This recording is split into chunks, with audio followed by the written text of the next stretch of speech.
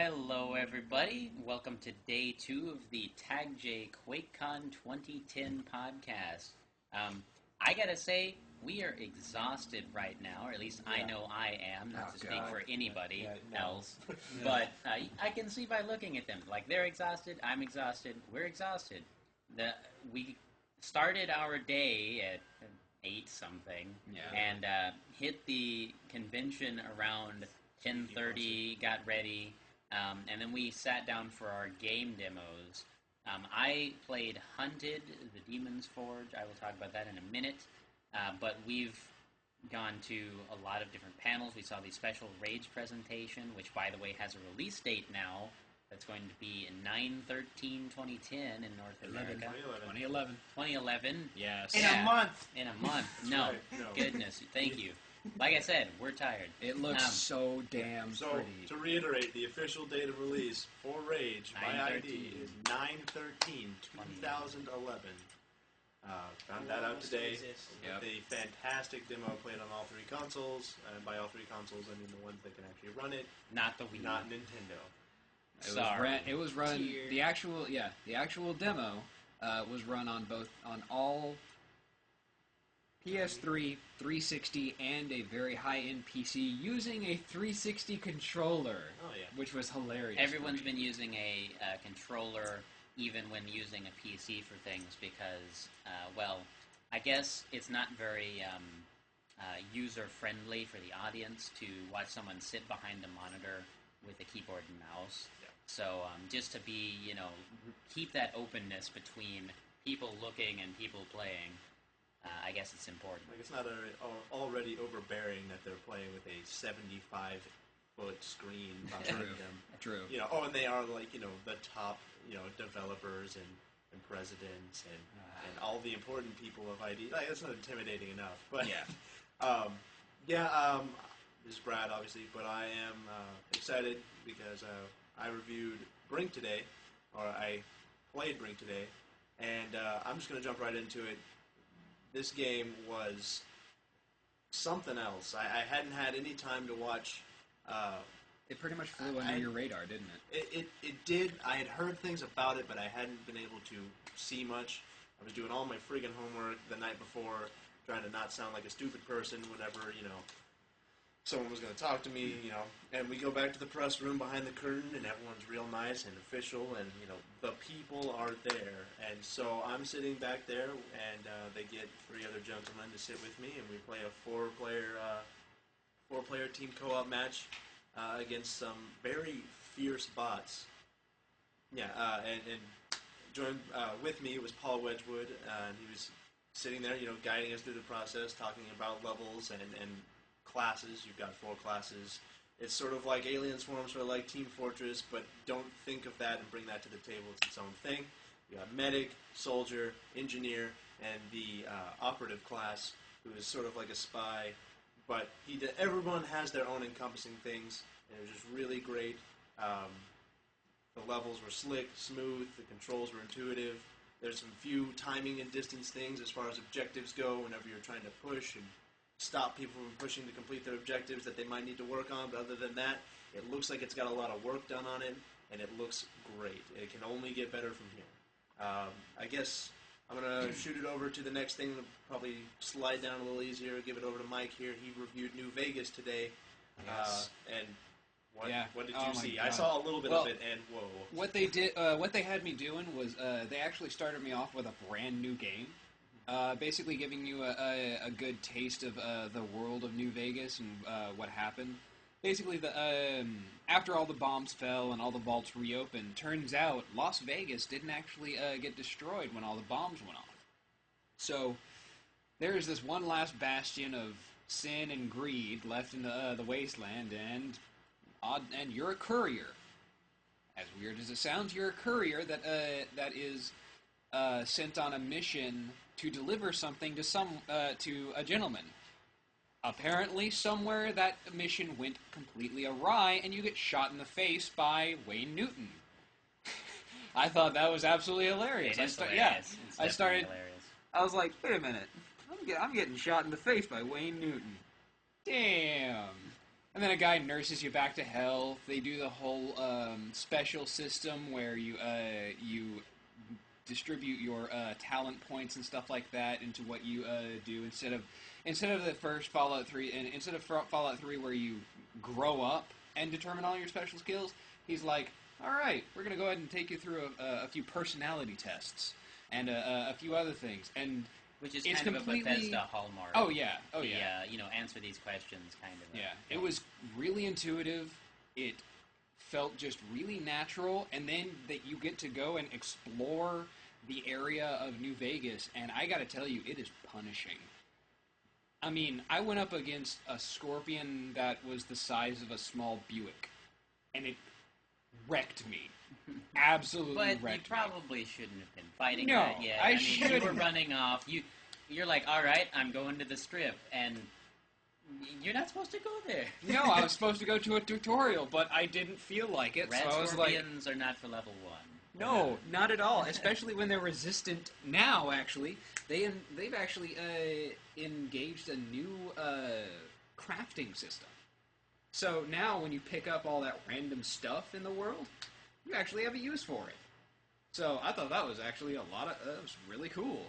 So yeah, of course you could build a few things, but I mean, in Fallout 3, you honestly you were fine never building the Rock-It launcher or the shish kebab or anything. Like, it was icing on the cake, but the system was barely used. I felt you actually create things that you can use. Like, you create medicine to make sure that you aren't poisoned. You create stim packs. You create bandages. All this really good stuff. All this really useful stuff. So, and the new damage resistance system, which I thought was really cool too. Apparently, rad scorpions have a lot of armor. It took me a while. Yeah, no, hey, it took me, what was it, like 10 minutes? I don't know if it was 10, but it was a long time. Yeah, I whittled down a scorpion and then ended up stabbing it in the face with a butcher knife. So that was a lot of fun. It's one way to handle things. Oh yeah, but yeah, I'm gonna. But yeah, that's what I did today, and then we went on the show floor. So before we get to that though, I'm just gonna touch on Hunted a bit. I had really not heard much about Hunted: The Demon's Forge until we found out we were going to be able to play it. So I did some research quickly before I went in to play, and I sat down with Matt Findley, who is the president, actually, of Inxile, who is the studio making the game. And he's I had a lot of time to actually sit down and talk with him. He's been working on games and getting paid for it for 22 years. And this is kind of a brainchild of his that he's been wanting to make for a long time. Yeah. He's trying to reinvent the classic dungeon crawler, only with a new third-person cover-based system. So you're thinking, oh, it's Gears of War, that's just what I wanted. Well, it's got a lot more to offer than just go from cover to cover and, sit there for a while. Listen to gunshots.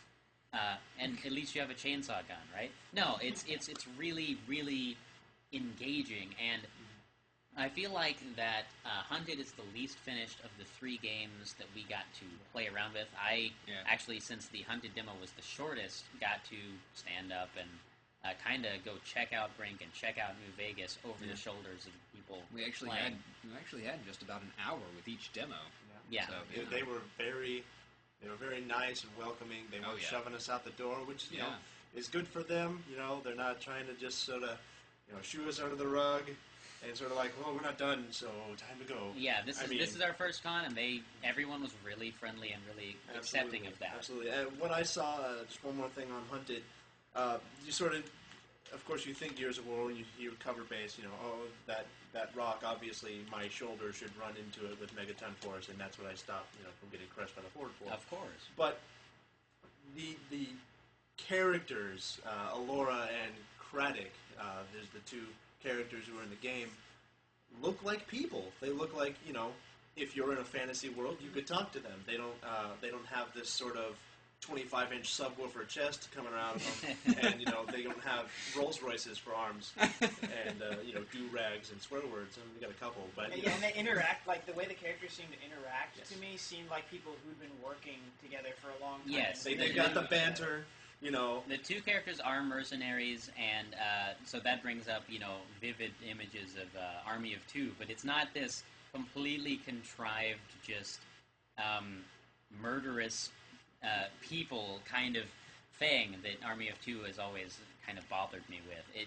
It's a fictional universe, yes, but it feels like yes, there are two monsters that characters. are 4 stories tall. Yes, there are 4-story monsters, but it's got a lot of imaginative flair. It's got a lot of unrealistic things, and yet it's tied down with this whole. These two characters work together. They talk together, and it's funny. There's a lot of legitimately funny moments in the game. Yeah. So. Really enjoyed that. Now, Tucker, if you want to talk about all the things we saw on the show floor, Yeah, just for a little bit, that would be today great. was pretty sweet. We got to, we go around, we saw, we went to the NVIDIA panel, which was crazy. It was just a walk through time, basically, of all of NVIDIA's exploits And, oh cooperation. my goodness, if you wanted something free, it was hard to leave without getting Yeah, it. it was there. basically, hey, Absolutely. scream loud enough and you're going to get something. If you scream, or you're a Full child, or you're a mildly attractive woman, you win. Or have a giant Zelda graphics tattoo. cards. Or have a Zelda tattoo. Yeah. It was practically raining GTX 480s. Yeah, So if you just can like- imagine that. I They mean, it gave sounds away. hard to imagine, yes, but they gave away at least 10. at least 10 to 15. And Easy. each of those cards is at least $300 each right now. It is the NVIDIA best. Snuggies, Snuggies. Yes. original So many shrink-wrapped Snuggies. copy of Wolfenstein 3D. I mean, Yes. all the way through time. Yeah, Tim Willits of id was there along with the NVIDIA representative, and they were just having the greatest time of their lives. throwing Throwing stuff things at us. at people. Yeah. Dangerously, Yeah. large metal Ripping boxes. tin cases. Yes. But what I really want to get to, Tucker, if you could Yeah. talk to us about Last Bastion.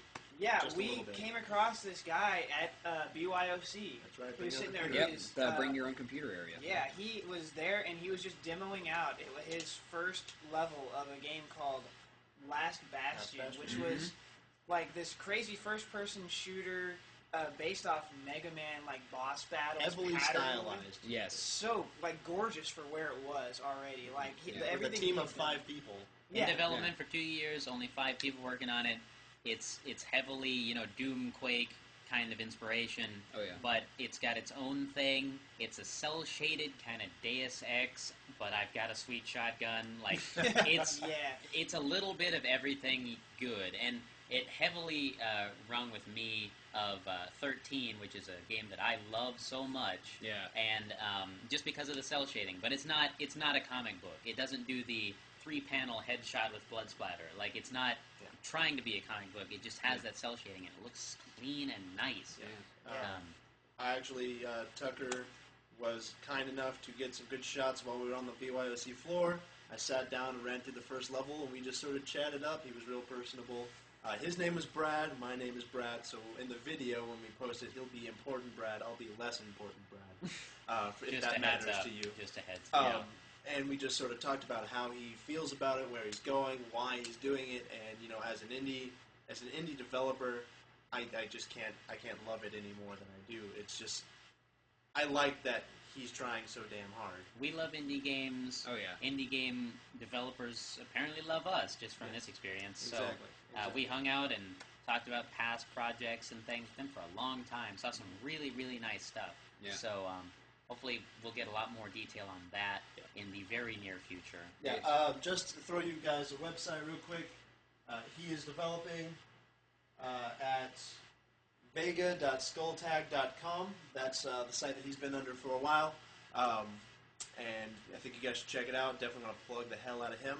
Yep. Yes. We're almost out of time, but I do want to let you guys know that we've got a hardware interview coming up with Crucial Memory tomorrow. Yes. Tucker will also be doing video on that. He's been doing a great job, even though he's been Yep. bouncing back and forth between Fort Worth and stuff like that. Yep. I want to thank Crucial Memory for helping us out. We haven't gotten with them yet. Brad from Project Vega, vega.skulltag.com, and F7 Lands we'll get with tomorrow. Yep. And you'll be getting more details about that. You'll be getting more details about the Crucial Memory because we have a giveaway coming up. It's going to be very, very exciting. And definitely welcome to anybody who's going to be participating in that. But if that's everything we need to cover, That's everything then we I'm going got. to close this up. It's been great talking to you guys, and look forward to Day 3 podcast tomorrow.